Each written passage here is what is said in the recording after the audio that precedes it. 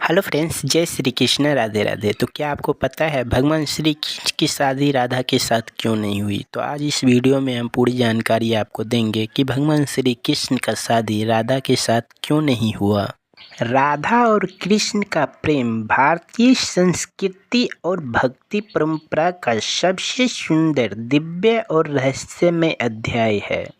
ये प्रेम सांसारिक सीमाओं से परे आत्मा और परमात्मा का मिलन है। लेकिन एक प्रश्न हर किसी के मन में आता है, जब राधा और कृष्ण एक दूसरे से इतना प्रेम करते थे तो उनकी शादी क्यों नहीं हुई? ये प्रश्न केवल एक ऐतिहासिक या पौराणिक नहीं, बल्कि आध्यात्मिक दृष्टिकोण से भी गहराई से जुड़ा है। आइए हम इस रहस्यमय को समझने की कोशिश करते हैं। राधा और कृष्ण का प्रेम लौकिक या भौतिक प्रेम नहीं था, ये आत्मिक प्रेम का प्रतीक है। श्री कृष्ण स्वयं विष्णु के अवतार माने जाते हैं और राधा उनकी आत्मा। राधा और कृष्ण के प्रेम में मिलने का अर्थ देश से नहीं, आत्मा से है। इसीलिए विवाह की आवश्यकता नहीं थी। उनका प्रेम इतना उच्च कोटि का था कि उसमें किसी सामाजिक बंधन की जरूरत नहीं थी। कृष्ण का जन्म एक विशेष उद्देश्य के लिए हुआ था, अधर्म का नाश और धर्म की स्थापना। उनका जीवन समाज और संसार की भलाई के लिए समर्पित था। वे एक योगी थे जिन्होंने मोह और माया को त्यागा था। विवाह करना उनके उद्देश्य में नहीं था, इसीलिए उन्होंने राधा के साथ विवाह नहीं किया। हालांकि उन्होंने कई रानियों से विवाह किया जो राजनीतिक या सामाजिक कारणों से आवश्यक था।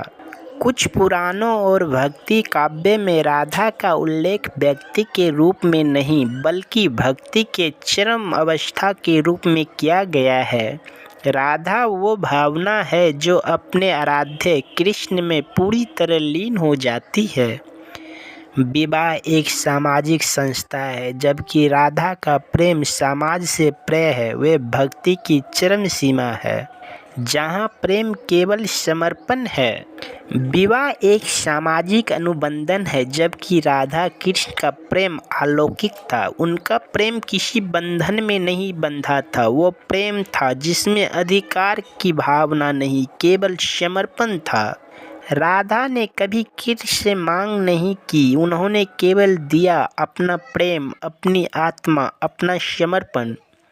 राधा का स्थान कृष्ण से भी ऊपर माना गया है। भक्तिकालीन कवियों ने जैसे सूरदास, मीराबाई और चैतन्य महाप्रभु ने राधा को परम भक्त का प्रतीक माना। यदि कृष्ण ईश्वर है तो राधा वो शक्ति है जो इस ईश्वर का पहुँचने का मार्ग दिखाती है। इस दृष्टि से भी विवाह की कल्पना इस दिव्य संबंध के स्तर को कम कर देती है। कृष्ण की गोपियों के साथ रासलीला को भी कई लोग गलत समझते हैं। ये लीला केवल प्रेम का उत्सव नहीं, बल्कि आत्मा और परमात्मा के बीच के आनंद का प्रतीक है। राधा उन सभी आत्माओं की प्रतिनिधि है जो भगवान की ओर आकर्षित होती है और उन्हीं में लीन हो जाती है। राधा कृष्ण की कहानी कोई प्रेम प्रसंग मात्र नहीं, बल्कि वो हमें बताती है कि सच्चा प्रेम अधिकार नहीं मांगता, वो केवल समर्पण करता है। इस दृष्टिकोण से विवाह जैसे बंधन की कोई आवश्यकता नहीं थी।